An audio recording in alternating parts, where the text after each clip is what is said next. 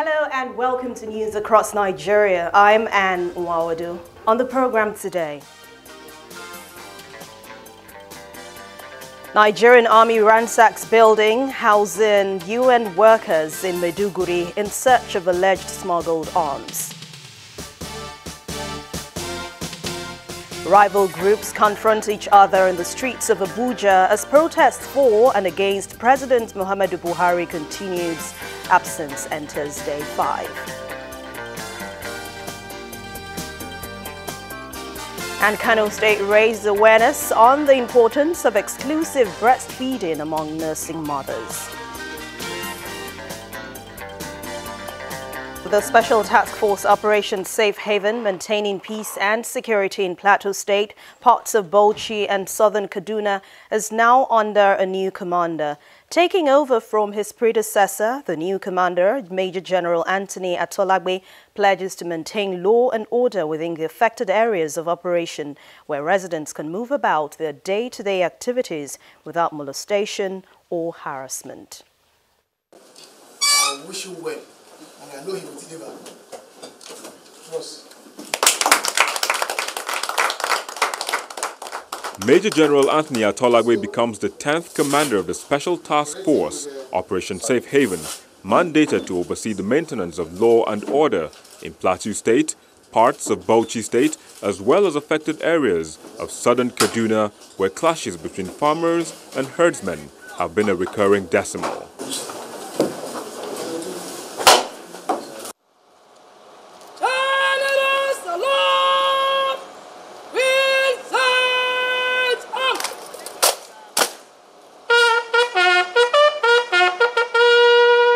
We are not going to leave any stone unturned. We have a responsibility to ensure that people go about their businesses to sustain their livelihood. And we also have the responsibility to ensure that all stakeholders are brought on board so that no one is left without any doubt at any time to get informed about the activities of the Operation Safe Haven. We want to also ensure that troops that are deployed on the field, they do their jobs professionally in such a manner as to ensure that whatever thing they are doing is also in the interest of propagating and trying to achieve the mandate that is given to STF. Happy cheers for the outgoing commander, Operation Safe Haven. Looking back at the long road to the relative peace currently in Plateau and other areas of operation of the task force, the outgoing commander believes he has been able to achieve the mandate considering the return of commercial activities.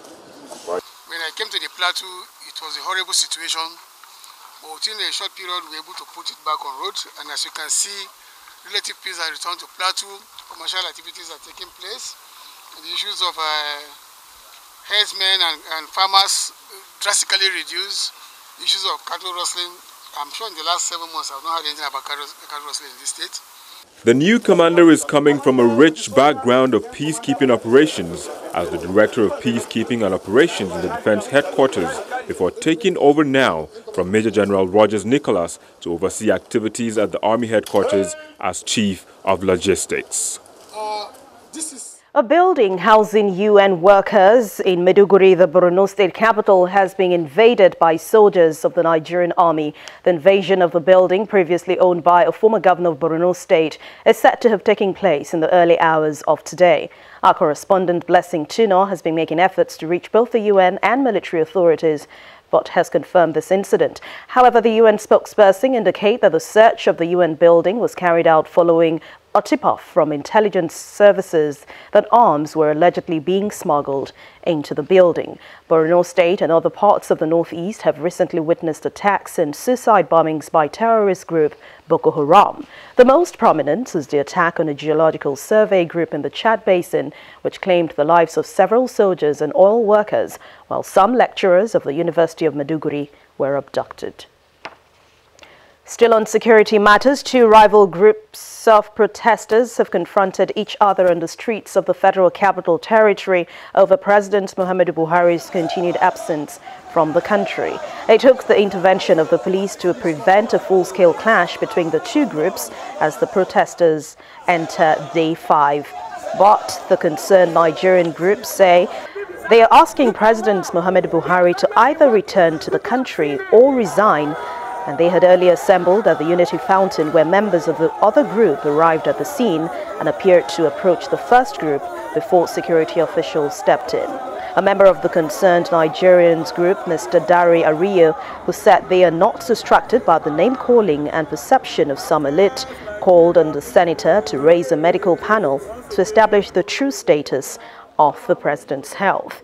But the rival group advised them to sheath their swords and reduce agitations because the president acted within the law by handing over to the vice president.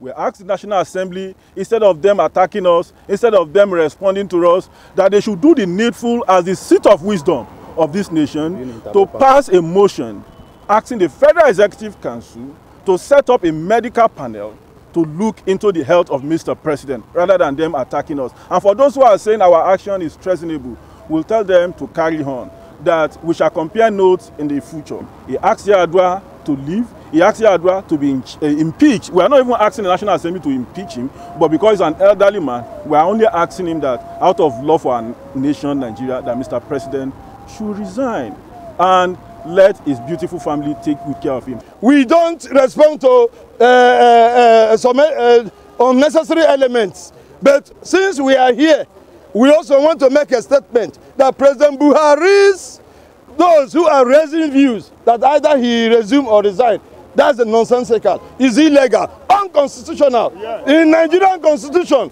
which is the ground norm of this country, the constitution under section 141, have it that the president should transmit power to the vice president, which he did willingly, not by compulsion, not by force, but he did it willingly. And transmitting the power to his vice, the vice now become acting president.